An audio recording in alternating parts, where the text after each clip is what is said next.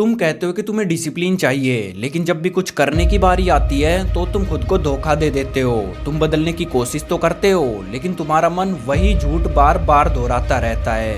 कल, शायद कल, जो कल कभी आता ही नहीं। जरा एक सेकंड अपने चारों ओर देखो, तुम्हारे आसपास के लोग आगे बढ़ते जा रहे हैं, जबकि तुम अपने पुराने वर्जन में ही फंसे हुए हो। और अगर ऐसा ही चलता रहा तो तुम्हें एक दिन होश आएगा और तब तुम रियलाइज करोगे कि तुम्हारे पास टैलेंट या अपॉर्चुनिटी की कमी नहीं थी, कमी थी तो बस डिसिप्लिन की। इसलिए आज के इस वीडियो में मैं आपको वो माइंडसेट देने वाला हूँ जो डिसिप्लिन को तुम्हारा नेचर बना देगा, तुम्हारी आइडेंटिटी बना देगा। इस चीज पे मैंने एक हफ्ते तक रिसर्च की है, इसलिए आज मैं जो भी आपको बताऊंगा वो ऐसे ही कुछ भी नहीं बताऊंगा। मैं आपको सिर्फ वही चीजें बताऊंगा जो समुराइज अपनी रियल लाइफ में यूज करते थे और जो उनके माइंड को इतना टफ और इतना फोकस्ड बनाता था। अब क्योंकि ये वीडियो काफी इंफॉर्मेटिव होने वाली है तो आपका माइंड एकदम क्लियर रहे, इसलिए मैंने इसको 3 पार्ट्स में डिवाइड किया है, जिसमें पहला है सुग्यो, the art of living comfort. Samurais मानते थे कि कोई भी इंसान तभी मजबूत बन सकता है जब वो परेशानी के अंदर शांत रहना सीख जाए, और ये चीज उनकी ट्रेनिंग में भी झलकती थी। आपने अक्सर देखा होगा कि जापानीज मॉन्क्स बहुत ही फिजिकली चैलेंजिंग एक्ट करते थे, जैसे एक ही जगह पर हजारों बार तक मुक्के मारना, फ्लेक्सिबिलिटी के लिए खुद को पेपर की तरह मोड़ देना और ठंडी के टाइम में वाटरफॉल्स के नीचे बैठ के मेडिटेशन करना। और यही है सुग्यो, यानी खुद को डिस्कम्फर्ट के लिए ट्रेन करना। जापान में आज भी ये सोच एग्जिस्ट करती है, यानी वहाँ के जो मार्शल आर्टिस्ट होते हैं वो आज भी वाटरफॉल्स के नीचे घंटों खड़े रहना ऐसी चीजें करते हैं। वहीं पर अगर हम इस चीज को अपनी लाइफ के साथ कंपेयर करें तो हम एक बहुत ही कंफर्टेबल लाइफ जीते हैं। जैसे थोड़ी सी गर्मी लगते ही एसी चला लेते हैं, थोड़ा सा स्ट्रेस होते ही खुद को डिस्ट्रैक्ट कर लेते हैं, और थोड़ी सी क्रेविंग होते ही खाना ऑर्डर कर लेते हैं। और इतनी कंफर्टेबल लाइफ कभी भी हमारे माइंड को स्ट्रॉन्ग नहीं बना सकती,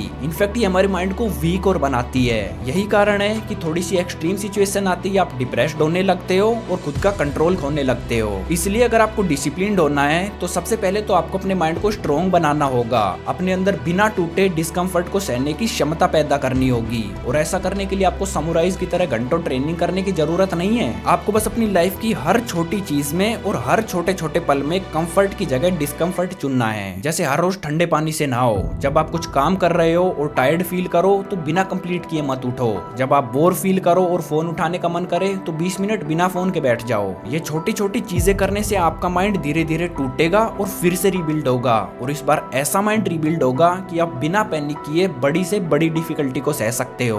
अब सुग्यो ने आपको सिखाया कि आग को कैसे सहना है, लेकिन उस आग का क्या फायदा जिसके पास कोई डायरेक्शन ही ना हो। इसलिए आता है second rule, Ikigai, your purpose of discipline. Ikigai का मतलब है फाइंड योर व्हाई, वो वजह जिससे आप तब भी काम करना नहीं छोड़ते जब चीजें बोरिंग होने लगती है। इकिगाई आपके रूटीन को रिचुअल में बदल देता है और डिसिप्लिन को ऐसी चीज बना देता है जिसे करने में आपको सच में मजा आता है। तुम्हें पता है जापान के ओकिनावा में बूढ़े किसान जो 80 से 90 साल के हैं, वो सुबह 4 से 5 बजे उठ के अपने खेतों में काम करने लगते हैं। इसलिए नहीं कि उन्हें पैसा चाहिए, इसलिए नहीं कि उन्हें कोई ऐसा करने के लिए फोर्स करता है, बल्कि इसलिए क्योंकि अपनी कम्युनिटी के लिए सब्जियां उगाना उनकी पहचान है। और जब आप उन्हें पूछोगे कि वो इतनी उम्र में भी काम क्यों कर रहे हैं तो पता है वो क्या कहेंगे, I still have something to give this world. यही है रियल इकिगाई, जो आपके काम को आपकी पहचान बना देता है, आपकी जिंदगी बना देता है। और ज्यादातर लोगों के इनडिसिप्लिन होने का कारण ही यही है कि उनके पास कोई ऐसा स्ट्रॉन्ग रीजन ही नहीं होता जिसके कारण वो डिसिप्लिन रह पाए। इसलिए आपको अपनी असल जिंदगी में अपना इकिगाई ढूंढना होगा,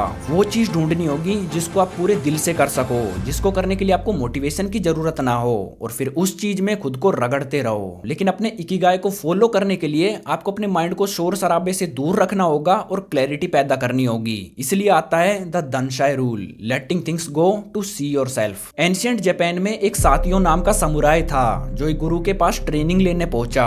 उस गुरु का एक अजीब सा नियम था कि कोई भी फालतू चीज मत लाना, लेकिन जब सातियो आया तो वो सब कुछ ले आया, एक्स्ट्रा आर्मर, कई तलवारें, चार्म्स, टूल्स, यहाँ तक कि छोटी छोटी चीजें भी, क्योंकि उसे लगता था कि ज्यादा सामान मतलब ज्यादा ताकत। गुरु ने उससे कुछ भी नहीं कहा, उसने बस उसे रोज सुबह पहाड़ चढ़ने का ऑर्डर दिया। 3-4 दिन तो वो जैसे तैसे चढ़ गया, लेकिन 5वें दिन उसने हार मान ली। तब उसके गुरु ने उससे कहा कि तुम इसलिए नहीं हारे कि पहाड़ ऊंचा है, तुम इसलिए हारे क्योंकि तुम्हारा सामान भारी है। तब जाके साथियों को समझ में आया कि जिन चीजों को वो जरूरी समझ रहा था वो तो उसकी जिंदगी मुश्किल बना रही थी। एंड यही है दानसाई रूल, जो ये कहता है कि आप कभी भी एक क्लटर माइंड के साथ डिसिप्लिन नहीं रह सकते। इसलिए अपनी जिंदगी से वो सभी चीजें हटा दो जिनकी आपको जरूरत नहीं है, ताकि आप खुद को डिस्कवर कर सको। क्योंकि जितना कम उतनी ज्यादा क्लैरिटी। आपको बहुत ज्यादा गोल्स या बहुत ज्यादा हैबिट्स की जरूरत नहीं है, आपको बस दो चीजों की जरूरत है, अपना इकिगाई यानी अपना पर्पस और एक डीक्लटर माइंड। तो वॉरियर्स, ये थे वो 3 रूल्स जिनको अगर आप अपनी लाइफ में अप्लाई करोगे तो आप एक समुराई जैसा इंसेंट डिसिप्लिन बिल्ड कर पाओगे। अगर आपको ये वीडियो अच्छी लगी तो वीडियो को लाइक करना, चैनल को सब्सक्राइब करना और हाँ, कमेंट करके बता देना कि नेक्स्ट वीडियो किस चीज पे लाऊं। मिलते हैं नेक्स्ट वीडियो में, तब तक के लिए स्टे शार्प।